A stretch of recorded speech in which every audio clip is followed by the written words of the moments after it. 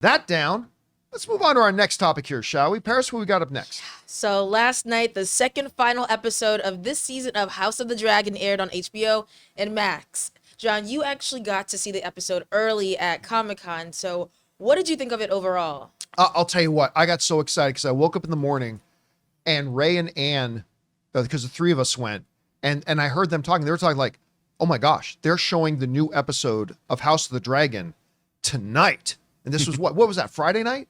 I think it was Friday night. Yep. Friday night they're showing is at 10:30 tonight. And we're like, all right, we're going to go to that because I love House of the Dragon. So we walked over there. The showrunner of House of the Dragon made a surprise appearance, came out, introduced the episode. And I'll tell you what, it was a movie-like experience. The crowds went wild. And by the way, I'm going to warn you now, I am going to talk a little spoilery about the episode, just so you know. I mean, it came out 6 o'clock last night, so I'm going to talk in some open spoilers. Jonathan, you got a spoiler badge there? Already up. All right, so like as long as this badge is here, once we brings this badge down, you can come back if you don't want to know anything that happened. We don't need no stinking badges. We don't need no badges. UHF. Then hold back. But I mean, opening shot. Like we know last week's episode ended with Rhaenyra getting on her dragon to go and find out who's flying sea smoke. Yeah. Who's flying that dragon.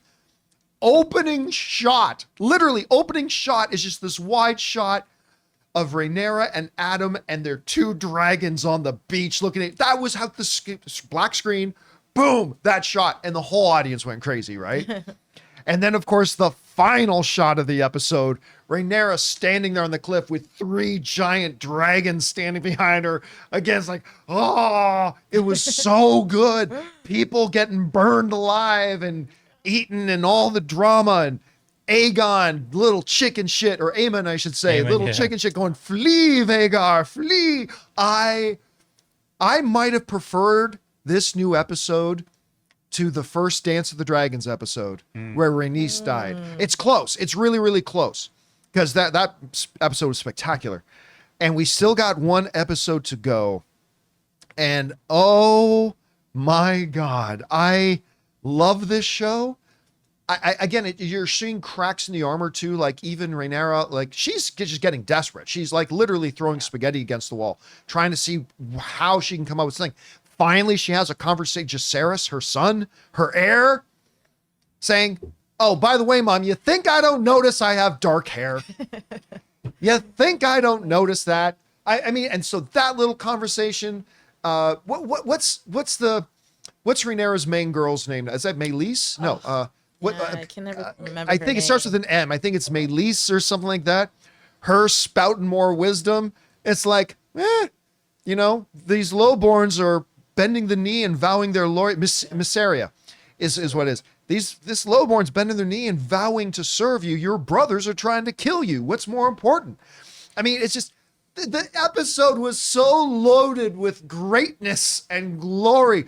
That whole when Hugh is looking at the Bronze Fury in the face and just goes, fuck you, come on, right? I'm like, grrr, like, I don't care if this guy gets eaten right now. That's a man. I knew he was. I don't understand why they all stand so close to the dragons when they're trying to see if they're the next Give them a dragon little rider. room to get out of there. They know that fire goes far, so what? I mean, I'm like, you guys. I think for the dragon to accept him, though, they have to like be able to. No, Like, not but the guy at people front, waiting, but the to rest see. of them behind. Oh yeah. Why would you guys stand so like, close? sit back. That guy isn't the one who gets picked. Yeah. I'm out. Let's say dragon burn him. I'll come up later and try my chance. I don't want to get burned because he's going to get burned. Yeah. That's what I was thinking. Collateral like, he burning. got like 10 of them in that trying to get that one guy, and I was like, well, they deserve it. Why were they so close to the fire? Oh, I just thought that whole thing was great. Yeah. And even like when the small council meeting's going on, you hear the bells go,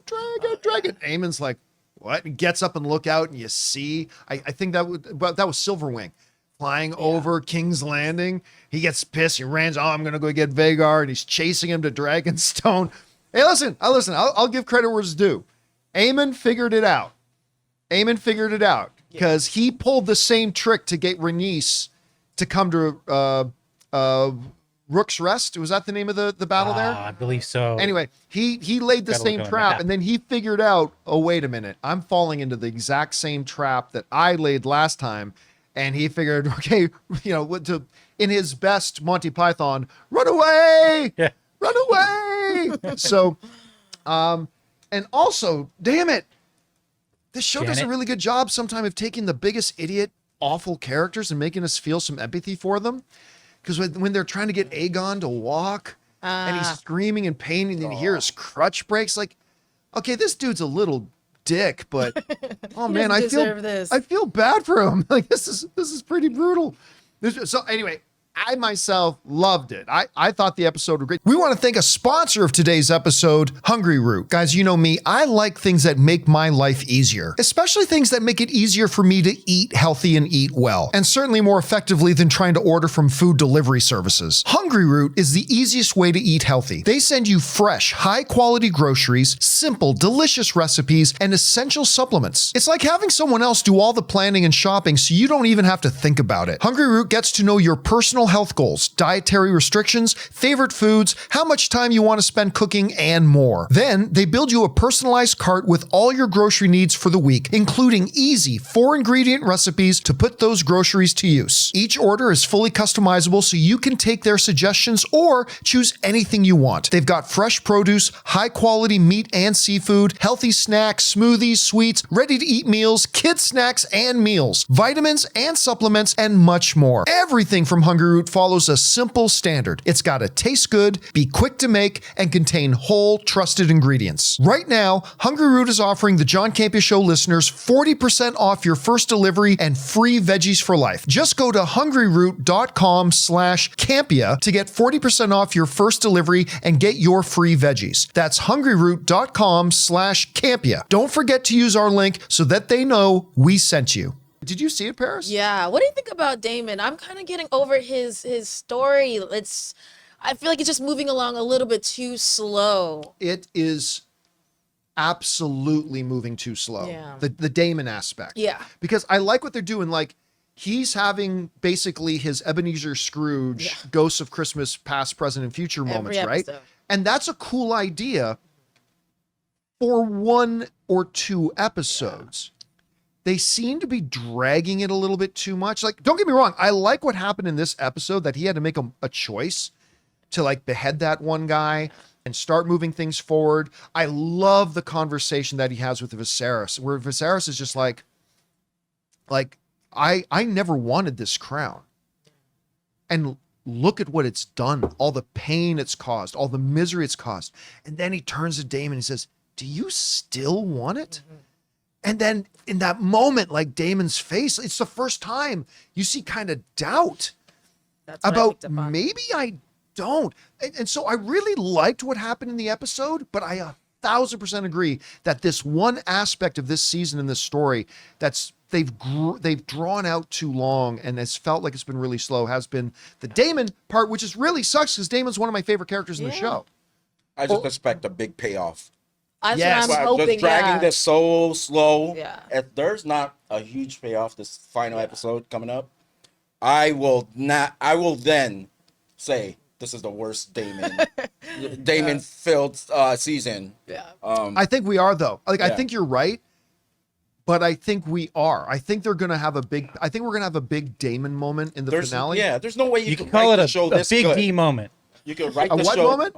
Damon, right? A big D moment. Yeah, a big D moment. He's gonna get his big D moment. Anyway. Yeah, but the quality of the season, you can't write it this good and not expect them to have some big thing for Damon at the end, especially because I agree with Paris. We've been mud running this truck, and at some parts we can't get ourselves out that pothole. We're just keep pressing the gas and we're not going anywhere. He does eventually leave. Yeah. I can tell you that much. But I do like the boy prince. I can't think of his name though. Who really put Damon in his place and made him behead his. Oh, the new Lord of the Riverlands and stuff. Yeah, I like that kid. You know what he reminded me of? A slightly lower budget version of from Game of Thrones, Lady Mormont. Yeah. The Okay. little girl Mormont. Yeah, yeah. So he kind of reminds me a little bit of a Walmart version of that. But I mean that I liked him. I thought he was good. I have a question. Since I'm not a gamer, I haven't seen Game of Thrones. Don't Has ask a question that we can't No, answer. no. about. Has this aspect, where the castle is, it's supposed to be a lot of mental Harrenhal? and a lot Harrenhal? of a lot Very of strategic. spells and witches. Has this aspect ever been in the Game of Thrones? Harrenhal's what- in. Yeah. Harrenhal is. Let me take the spoiler down real quick because Harrenhal is in and featured in Game of Thrones. I think season 2 or 3. But you don't get into any. There's a lot of bad stuff that feels happens like to supernatural Harrenhal, stuff. but you don't get any Yeah. supernatural stuff there because they're kind of just there and transporting through. Yeah, it's just treated like, well, that was a castle that was destroyed, and we don't. That's really what I use do it. appreciate about the Daemon arc is it does introduce this aspect of the supernatural or mental or like just going crazy and things like that. Because even Tywin Lannister takes up residence there, but Yeah. they don't ever show any kind of Yeah. supernatural stuff happen to him. I swear to God, it's so tense when he's walking through those halls and he's trying to find where sounds are coming from. Yeah. I think around the corner something's about to happen. It never does. That but shot of him, like Yeah. when the camera's behind him, Yeah. and he's walking in his he the silver goat? hair. Is Yeah, this real or not? Is it the Yo, dream? It's so. I like good. that aspect about that part of the Daemon angle. All right, guys, question is for you. Did you have a chance to watch the new episode of House of the Dragon? I thought it was awesome. I cannot wait for the finale. Whatever you guys think, jump down to the comments section below and let us know your thoughts. Hey guys, thanks so much for watching this video. Make sure you like the video, leave a comment, and subscribe to our channel. And don't forget, we have a daily podcast called the John Campea Show podcast, available on Apple Podcasts, Spotify, or your favorite podcasting app of choice. Go and subscribe to it today so it'll be there when you need it.